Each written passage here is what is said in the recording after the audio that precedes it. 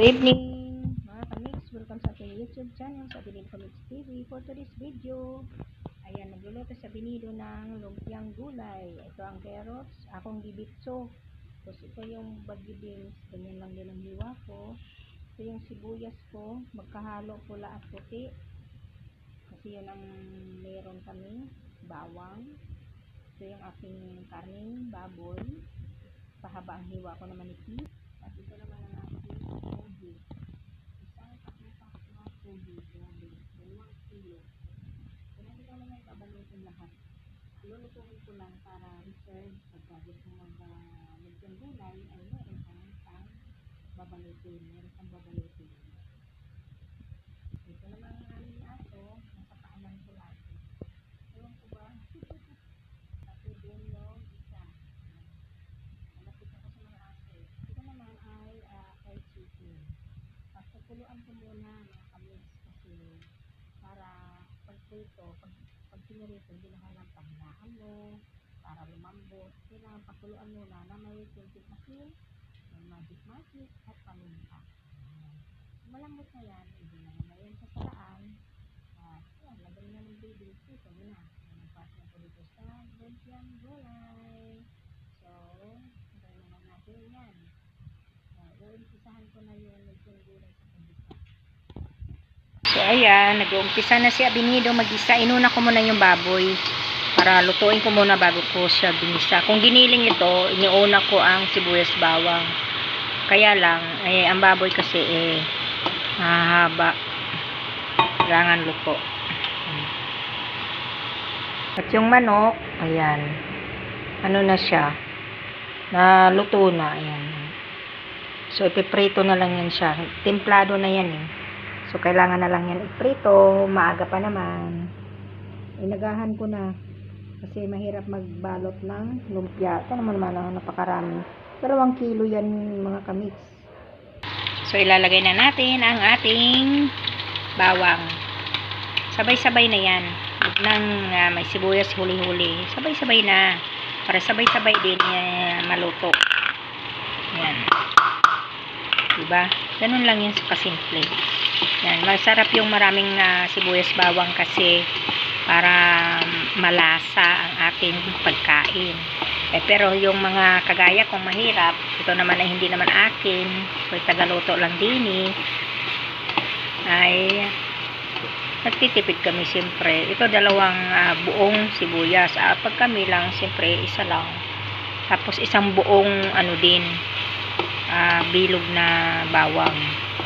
Pag kami naman magluluto, 3 lusok lang, 3 piraso. Kasi alam mo naman, mahal-mahal ng Ricardo, diba? Yan lang po. Nagmaritis pa si Abinido. So, ayan.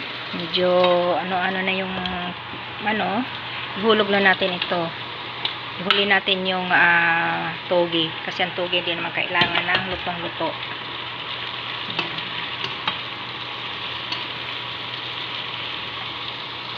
So, lalagyan natin ng 2 pork cube.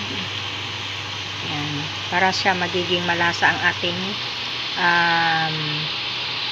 gulay. Ganun lang ang sikreto. Lalagyan mo na ng pork cube. Or kahit ano, bahala na kayo. So, ayan. Nilagay ko na ang togi. Napakarami kasi. Kaya mahirap maghalo. Yan, hahaluin mo na natin yan. Kusa naman yan magtutubig. Yan, nahalo ko na. Kailangan ay ang inyong kawali ay mainit. At huwag nyo na itong kailangan lagyan ng tubig kasi kusa yan nagtutubig ang togi. Yan. At huwag nyong masyadong lutong-luto dahil yan ay babalutin pa, ipiprito.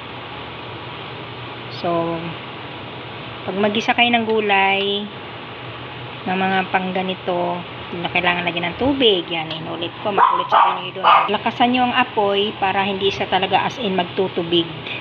Yan lang po. So, ayan, luto ng aking, gulay na babalutin. Ayan, umpisan ko na ng balot. Yan na po siya. Painit na tayo ng mantika. Ayan. Inumpisahan ko na ng luto. Ayan. Diba? Mahina lang apoy para dahan-dahan ang kanyang pagluto. So, magbabalot pa tayo ulit, guys. Ayan. Diba? Magandang tsura ng aking lumpiang gulay.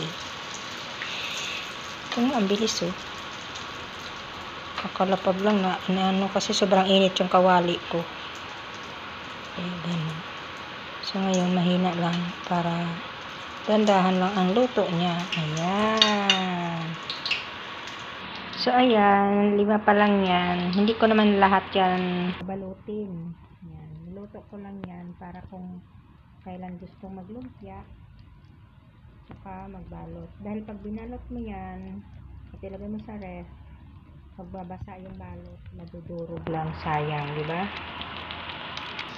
Mga 10 ang aking lulutuin yan, guys, or 12. So, nagpainit na rin ako mantika para sa fried chicken. Sain muna tayo, mga kami. So, yan na po ang aking lumpiang gulay. Ayan, ayan o, ayan pa yung iba. 15 po yung aking niluto. At ang ating fried chicken, dito na rin. Ayan. So, thank you for watching. Bye-bye.